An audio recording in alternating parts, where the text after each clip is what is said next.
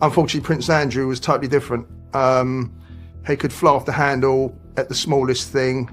He would be abusive. He would shout, he would swear. So we had a particular issue with Prince Andrew. A former royal butler recently revealed a clear pattern in the behavior of Prince Andrew and Sarah Ferguson that reportedly angered palace staff and caused serious tension inside the royal household. At first, these claims might seem small, maybe just messy bedrooms or too many social events that don't seem like a big deal. But this was not just a one-time issue. It was the beginning of a deeper sense of entitlement that went unchecked for years, eventually leading to one of the most shocking declines in modern royal history. This story looks into the claims made by Paul Burrell, revealing what really happened behind palace doors and showing how a staff revolt that once reached Queen Elizabeth II connects to Andrew's removal, the impact of the Epstein scandal, and the moment that changed his life completely, putting him in a situation no royal has faced in 400 years. Paul Burrell, who served Princess Diana as her personal butler from 1987 to 1997, and earlier worked as a footman for the Queen, had close experience inside the royal system. In his book, The Royal Insider, he clearly describes the early days of Andrew and Fergie's marriage. Burrell says problems started almost right after their wedding, as the couple often refused to leave their bed and, more importantly, did not allow staff near it, stopping servants from making it for several days, which may seem minor but went against the strict routine and discipline of palace life. This became an early warning sign that staff quickly noticed.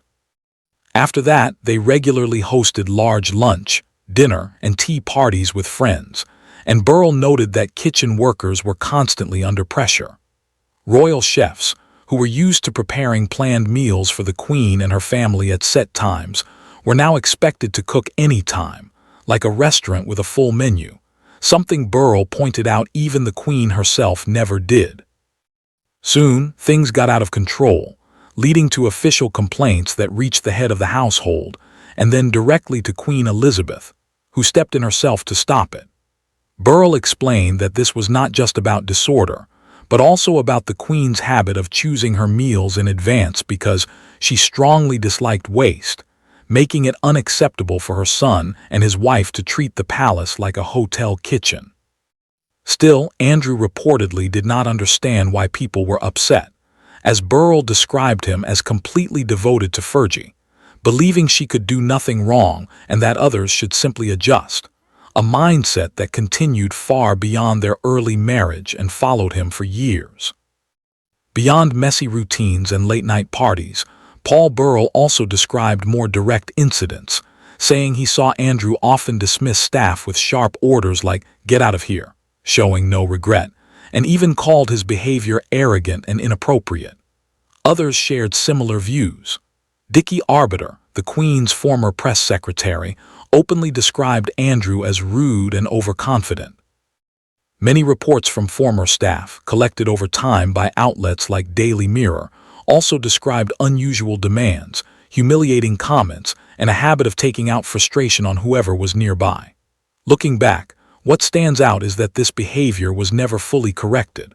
While the Queen stepped in about the bedroom and parties, Andrew's overall attitude remained protected, as he was believed to be her favorite son. As long as that protection lasted, the consequences were small.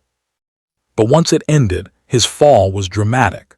By 2025, Andrew and Sarah Ferguson were dealing with much bigger problems than staff complaints when the United States Department of Justice released emails connected to the Jeffrey Epstein case, and the details shocked many people. For Ferguson, the situation was especially serious. Reports about the emails claim that Fergie asked Epstein to marry her, offered tour of Buckingham Palace to his clients, visited him with her daughters Princess Beatrice and Princess Eugenie, tried to work as his assistant, and asked for help with promoting a children's charity. Each claim was surprising on its own, but together they showed a much closer relationship than she had publicly admitted. The effects were immediate. Teenage Cancer Trust cut ties with her. Her own group, Sarah's Trust, announced it would close indefinitely. By early 2026, 6 companies linked to Ferguson were being shut down, marking a major collapse for someone who had spent years rebuilding her public image through charity work. Andrew's connection to Epstein also stayed under investigation, with reports saying emails used code names like the Duke and the Invisible Man, suggesting contact even during Epstein's house arrest, though Andrew has strongly denied any wrongdoing. On October 30, 2025, a major change happened when King Charles III announced that Andrew would lose all remaining royal titles, meaning he was no longer officially a prince or the Duke of York, but simply Andrew Mountbatten Windsor. On that same day, he was forced to give up Royal Lodge, a large 30-room home in Windsor Great Park that he had lived in since 2003, after a long public dispute with the king, with reports of pressure, financial offers, and Andrew refusing to leave, even turning down a move to Frogmore Cottage at one stage. In the end, there was no deal left. He first moved to Wood Farm on the Sandringham estate as a temporary place.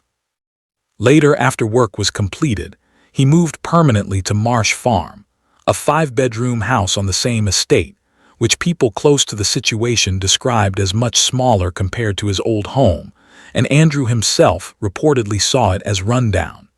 Many items from Royal Lodge were put into storage, and the king reportedly paid for the renovations at Marsh Farm, while locals near Sandringham were surprised by his move. While Andrew was settling into a quiet rural home, Sarah Ferguson's situation remained even more uncertain, with reports saying she did not have a permanent place to stay. Her daughters Beatrice and Eugenie, who both have their own families and homes, were unable to house her long term. She reportedly traveled abroad after leaving the UK, considering her options, then spent about a month at Paracelsus Recovery in Switzerland, a private clinic said to cost around $17,000 per night, leaving the UK shortly after Christmas 2025. After that, reports in early 2026 placed her at a wellness retreat in Donegal, Ireland, a place she had visited before, where some sources described her as emotionally fragile, and her long-term living situation remained unclear. The contrast is striking, from life inside Buckingham Palace to staying in retreats without a fixed home, dealing with financial problems that have followed her for years. Throughout this story, one thing stays the same. Not the exact actions, which changed over time, but the belief behind them, the idea that normal rules did not apply to them. Staff were kept out of rooms because Andrew and Fergie wanted privacy. Kitchen workers stayed up all night because they wanted parties. Staff complained, the Queen stepped in, and Andrew seemed to see it as a small issue instead of a serious warning. Years later, he delayed leaving Royal Lodge for over a year, using his position as the Queen's son as a reason to stay. But the Queen was no longer there, and that protection was gone.